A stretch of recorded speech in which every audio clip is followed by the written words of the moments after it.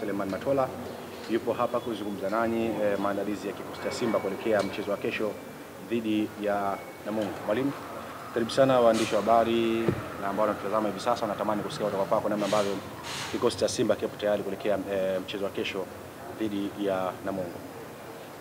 Cha kwanza kabisa tunaanza kwa kumshukuru Mungu baada ya kumaliza mechi yetu ya Club Champion.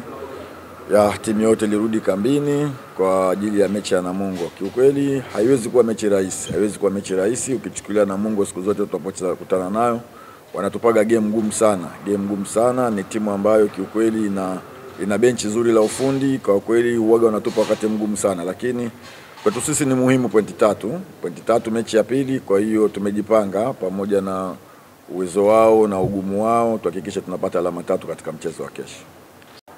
Ndio maana nimesema haitakuwa mechi rahisi kutokana na mwalimu aliyekuepo kule, ni mwalimu ambaye tulikuwa naye sisi, anaijua Simba ilivyo. Kwa hiyo nimeweza kusema kwamba haitakuwa mechi rahisi, tutakwenda na tahadhari kubwa sana, lakini yote kwa yote pamoja na ugumu wao na mwalimu, pointi 3 muhimu kesho ni muhimu kwetu sisi. Sawa, swali la pili kwa mwalimu.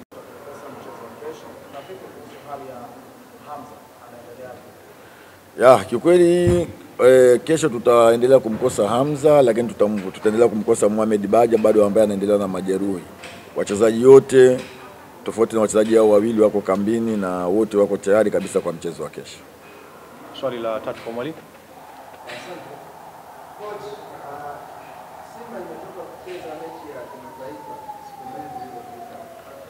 Unaamini huu muda umetosha kujiandaa kikosi chako ili kupata ushindi siku ya kesho? Nafikiri siku zote nasema hakuna mwalimu ambaye anaifurahia timu yake kucheza kila baada ya siku mbili. Kila mwalimu anaipenda baada ya mechi apate muda kidogo kuweza kujiandaa mechi yake, lakini ndio ratiba ilivyo na tuliona mapema kabisa. Kwa hiyo lazima tuende kutokana na ratiba.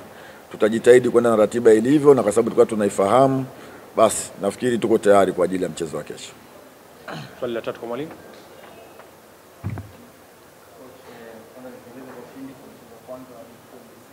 Asante sana.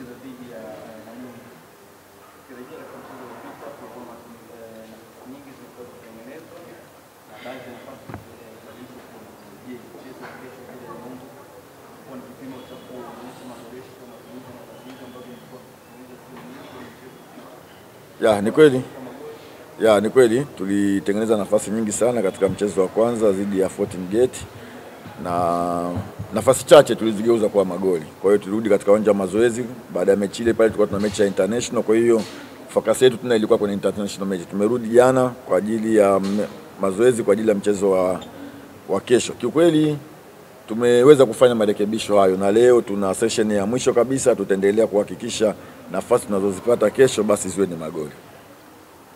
Sawa, nikushukuru sana mwalimu. Asante sana. Sasa nimkaribishe mchezaji naye aweze kuendelea. Karibu Munga.